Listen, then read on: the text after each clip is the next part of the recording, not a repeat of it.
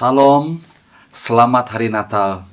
Dalam perkongsian ini, saya ingin berkongsi tentang pemimpin sebagai agen Shalom. Ide besar yang saya ingin kongsikan di dalam perkongsian ini adalah setelah saya didamaikan dengan Allah, sekarang Dia mau saya menjadi agen perdamaian ataupun peacemakers. Peacemaker adalah orang yang secara aktif mengerjakan pelayanan perdamaian, ataupun dalam bahasa Inggris, one who is actively working to reconcile people to God and each other. Dalam 2 Korintus 5 ayat 18-19 berkata, semuanya datang daripada Allah yang telah mendamaikan kita dengan dirinya melalui Kristus dan mengamanahkan kepada kita tugas mulia untuk mengusahakan pelayanan perdamaian itu. Dalam Kristus, Allah telah mendamaikan isi dunia dengan dirinya dan tidak lagi memperhitungkan kesalahan-kesalahan mereka. Berita perdamaian itu telah diamanahkannya kepada kami. Di dalam Matius 5:9 juga berkata, diberkatilah mereka yang mendamaikan manusia, karena mereka akan dipanggil anak-anak Allah.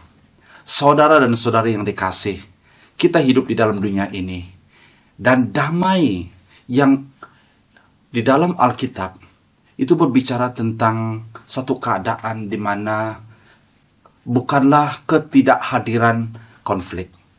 Damai bukanlah ketidakhadiran konflik, ataupun dalam bahasa Inggris, peace is not the absence of conflict. Di dalam kehidupan kita pasti akan mengalami konflik, masalah. Tetapi Yesus telah berjanji di dalam Dia akan memberikan kita damai. Damai ataupun shalom dalam bahasa asli, dalam bahasa Ibrani, berarti ia adalah satu yang berdasarkan kasih Allah, berdasarkan keadilan dan kebenaran Allah, His righteousness. Itulah shalom yang sebenarnya. Pada hari ini, secara sederhana kita akan belajar 4 perkara sebagai pemimpin, sebagai orang percaya yang menjadi agen kepada shalom. Pertama, model pembawa damai ataupun model agen shalom. Membawa damai adalah pekerjaan ilahi. Allah sendiri adalah sumber ataupun author kepada shalom. Yesus sendiri adalah Raja Damai, seperti yang telah dinubuatkan di dalam Yesaya 9 ayat yang ke-6. Yesus datang ke bumi ini untuk mendamaikan manusia dengan Allah. Bahkan malaikat mengumumkan kemuliaan bagi Allah di tempat maha tinggi dan damai sejahtera di bumi bagi orang yang berkenan pada hatinya, dalam Lukas 2:14. Kita juga melihat sepanjang pelayanan Yesus di bumi, Dia selalu berkata, pergilah dalam damai sejahtera. Dia juga berkata di dalam Yohanes 14:27, sejahtera ku tinggalkan bagimu, sejahteraku sendiri ku berikan kepadamu. Apa yang ku berikan kepadamu bukan seperti yang disogokkan oleh dunia. Janganlah resah hatimu dan janganlah takut. Malah setelah kebangkitan Yesus, Dia berkata, dan bahkan perkataan yang pertama yang keluar dari mulutnya ialah, Shalom, damai sejahtera bagimu. Shalom, peace to you. Itu dalam Lukas 24:36. Maka dapatlah kita simpulkan bahwa misi Allah melalui Yesus adalah misi membawa shalom, mendamaikan manusia dengan Allah melalui dirinya, melalui kelahirannya, melalui kematiannya, melalui kebangkitannya. Kita didamaikan dengan Allah, membolehkan kita berdamai dengan orang lain, dan menjadikan kita sebagai agen shalom, agen perdamaian itu kepada orang lain. Itulah Yesus sebagai contoh dan model kepada shalom. Yang kedua adalah metode ataupun method pembawa shalom. Perbuatan membawa damai ini bukanlah senang dan mudah. Yesus perlu dikorbankan di atas kayu salib. Allah mengorbankan anaknya yang tunggal, yaitu Yesus, mati di kayu salib demi sebuah perdamaian. Maka menjadi seorang pembawa damai itu bukanlah mudah. Ianya memerlukan pengorbanan dan usaha. Paulus berkata di dalam suratnya dalam Roma 12 ayat 18, "Setakat yang mungkin jika dalam keupayaanmu, hiduplah dalam damai dengan semua manusia." Perhatikan kalimat yang Paulus gunakan, setakat yang mungkin, ataupun if it's possible. If it's possible.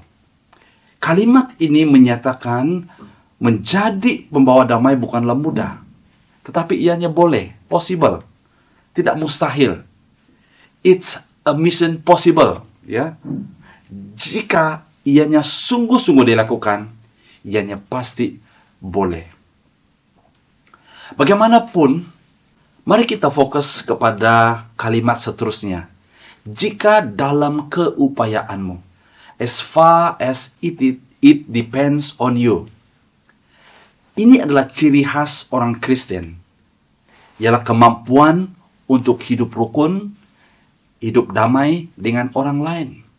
Ataupun the hallmark of Christian is the ability to get along with other people. Kalau kita tidak boleh get along, kalau kita tidak boleh hidup rukun dengan orang lain, itu adalah satu big question mark di dalam kehidupan kita sebagai orang Kristen. Allah mahu kita semua hidup aman damai. Itu dalam 1 Korintus 7 ayat yang ke-15. Karena inilah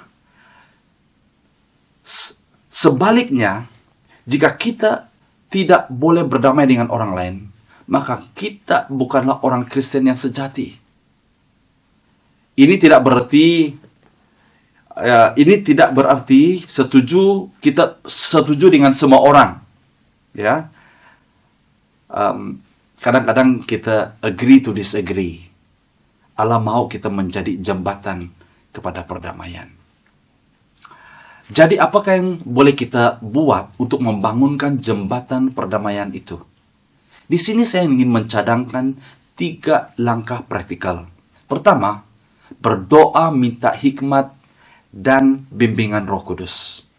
Kedua, ambil langkah awal, take initial step, ataupun take the first step.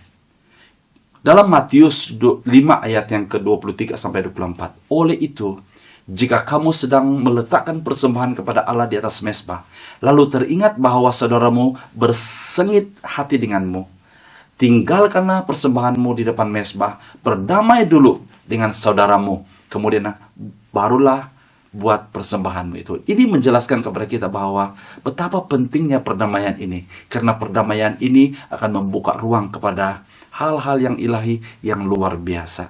Maka kita sebagai orang percaya, we take the first step. Yang ketiga adalah bersikap lemah lembut. Firman Tuhan berkata di dalam Amsal 15 ayat yang pertama, jawaban yang lemah lembut meredahkan murka, tetapi perkataan yang tajam membangkitkan amarah. So, langkah kita ataupun cara kita, metode kita untuk menjadi pembawa damai adalah, pertama, kita minta hikmat daripada Tuhan. Kedua, ambil langkah awal. Dan yang ketiga, mari kita bersikap lemah lembut. Nah, yang ketiga adalah mental pembawa damai. Yesus berkata dalam khotbahnya di atas bukit, diberkatilah mereka yang mendamaikan manusia, karena mereka akan dipanggil anak-anak Allah. Gelaran menjadi ataupun gelaran pembawa damai ataupun agent damai ialah anak-anak Allah. Firman Tuhan berkata, diberkatilah mereka yang mendamaikan manusia, karena mereka dipanggil anak-anak Allah. Ini adalah satu gelaran ataupun posisi ataupun identiti yang luar biasa yang menjadi identiti sebenarnya kita sebagai keluarga Allah.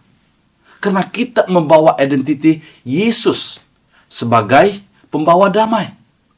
Gelaran ini juga berbicara tentang kuasa dan otoriti kita sebagai anak-anak Allah. Allah Bapa memberikan kita segala kuasa dan wibawanya.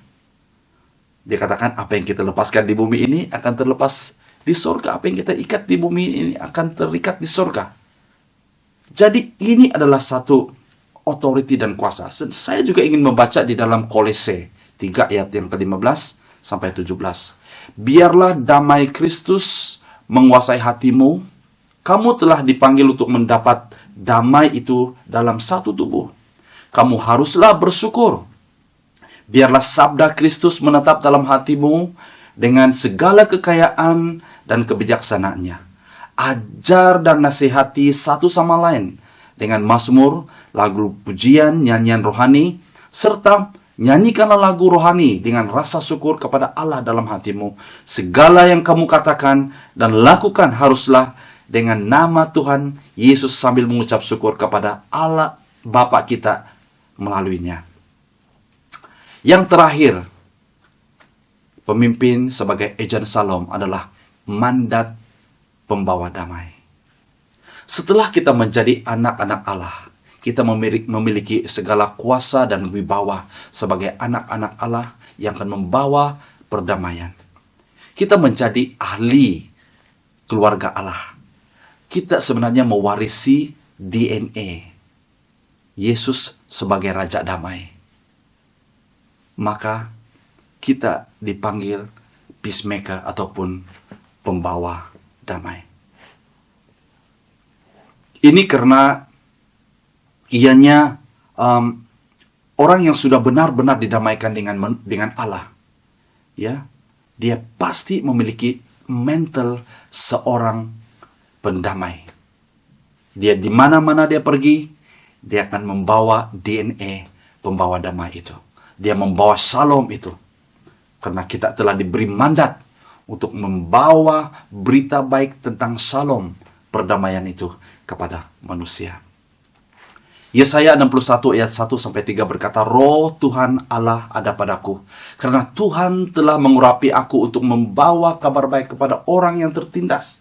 Dia mengutus aku untuk membalut hati yang hancur, untuk mengumumkan pembebasan kepada orang tawanan dan kelepasan bagi para tahanan, untuk mengistiharkan tahun keredaan Tuhan dan hari pembalasan Allah kita, untuk menghiburkan semua orang yang berkabung, untuk memberi orang yang berkabung di Sion, ya untuk mengurniai mereka perhiasan kepala sebagai ganti abu, minyak kegirangan sebagai ganti perkabungan, dan jubah puji-pujian sebagai ganti semangat yang pudar. Mereka akan disebut pokok ok perbenaran yang ditanam Tuhan supaya dia dipermuliakan.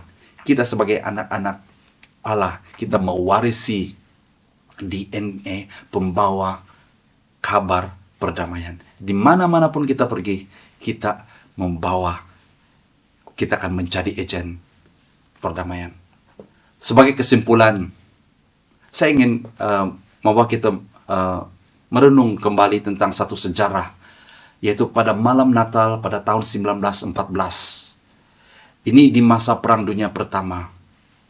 Tidak terdengar suara tembakan di front barat yang berjarak sepanjang 48 km. Dari parit-parit pertahanan, para askar dan prajurit mengintip dengan penuh waspada. Sementara beberapa askar lain memperbaiki posisi mereka, dan ada yang lain sibuk menguburkan rakan-rakan mereka yang telah gugur di dalam peperangan. Datangnya kegelapan malam, sejumlah askar Jerman mula menyalakan lampu ataupun lantern dan mula menyanyikan lagu-lagu Natal. Para askar di pihak Inggris pula, mereka mulai bertepuk tangan dan meneriakkan salam, melaung-laungkan salam. Hari berikutnya, para askar Jerman, Prancis, dan Inggris, mereka bertemu di satu daerah yang tidak bertuan untuk saling berjabat tangan, saling berbagi makanan, bahkan saling bertukar hadiah. Itulah satu masa rehat, itulah satu momen yang sangat singkat sebenarnya dari perang yang segera telah berakhir. Peristiwa malam Natal tersebut telah membangkitkan kerinduan mereka akan damai yang abadi. Ini memperingatkan kita, saudara dan saudari, bahwa pada hari Natal ini, Yesus sebagai Raja Damai akan memberikan damai sejahteranya, memberikan salom itu kepada kita. Memperingatkan kita juga bahwa kita memiliki DNA salom. Jadi maka dengan itu, dimanapun kita pergi, di dalam suasana Natal ini, jadilah agen pembawa damai. Karena firman Tuhan berkata di dalam Yesaya 9:6, sebab seorang anak telah lahir untuk kita, seorang putra telah diberikan untuk kita, lambang pemerintahannya ada di atas bahunya, dan namanya disebut orang penasihat ajaib, Allah yang perkasa, Bapa kekal, Raja damai. Dengan kematiannya di kayu salib, dia meniadakan daerah tidak bertuan di antara kita dan Bapa.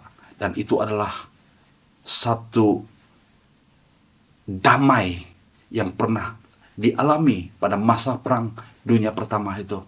Dan kita hari ini, saudara dan saudari, karena dialah damai sejahtera kita yang telah mempersatukan kedua pihak, yang telah merobohkan tembok pemisah, yang telah menghancurkan perseteruan. Dan itu kita boleh lihat di dalam Efesus 2 ayat yang ke-14. Dan hanya Yesus saja yang dapat melakukan semua itu, karena dia adalah Raja damai. Maka setiap orang yang percaya kepadanya, kita memiliki DNA sebagai pembawa damai, pembawa salom. Maka sebagai kesimpulan, kita sebagai pemimpin, pembawa salom, Yesus adalah model pembawa damai. Metode kita, cara kita di dalam kita menjadi pembawa damai itu adalah kita perlukan Roh Kudus. Kita perlu ambil inisiatif yang pertama. Kita harus melakukannya dengan penuh hikmat dan kerendahan hati. Dan mental pembawa damai, bahwa posisi kita sebagai pembawa damai adalah kita memiliki authority yang Tuhan berikan. Di mana Anda pergi, kita diberi kuasa untuk mendamaikan orang. Dan yang terakhir, mandat. Kita diberi mandat untuk menjadi pembawa damai dimanapun kita berada. Tuhan Yesus memberkati. Selamat Hari Natal. God bless you.